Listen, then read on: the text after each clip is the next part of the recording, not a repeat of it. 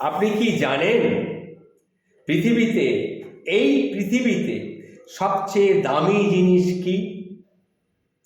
সবচেয়ে দামি জিনিস নারীর চোখে মুগ্ধতা। এই পৃথিবীতে যত সুন্দর সুন্দর কাজ আছে তার মধ্যে সবচেয়ে সুন্দর কাজ হচ্ছে স্বামী তার স্ত্রীর সাথে সুন্দর করে সম্মান দিয়ে কথা বলছে আর তার স্ত্রী মুগ্ধ চোখে তাকাচ্ছে। এইটাই হচ্ছে পৃথিবীর সবচেয়ে দামি জিনিস।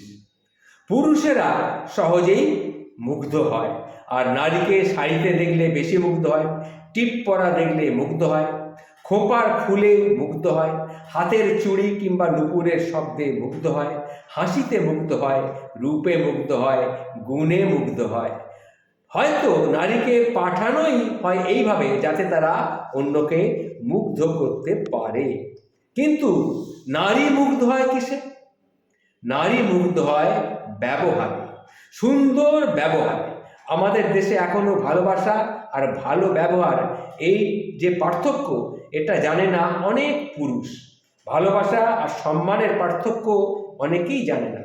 আমি অনেককেই দেখেছি তারা তাদের স্ত্রীকে অনেক ভালোবাসে, তাদের জন্য লক্ষ লক্ষ টাকা জমা রেখেছে, স্টাইলি এনে দিচ্ছে, কিন্তু সুন্দর ব্যবহার তারা করতে জানে না।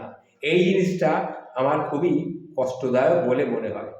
অফিসে নানা ধরনের মানুষ আমরা দেখি, ব্যবসায় বিভিন্ন জায়গায় বিভিন্ন ধরনের মানুষ আমি দেখি।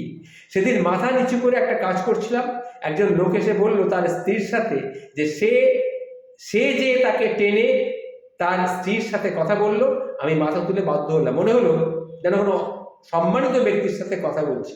এমন হলো না যে তার নতুন বিয়ে, তাদের দুটো সন্তান ছিল, একজনের বয়স 14 আর একজনের 8। আমি লোকটিকে কেমন সেটা জানার জন্যে আমার প্রথমেই ধারণা হলো লোকটি শিক্ষিত, ভীষণ শিক্ষিত এবং একটা ভালো মানুষ, শিক্ষিত মানুষ।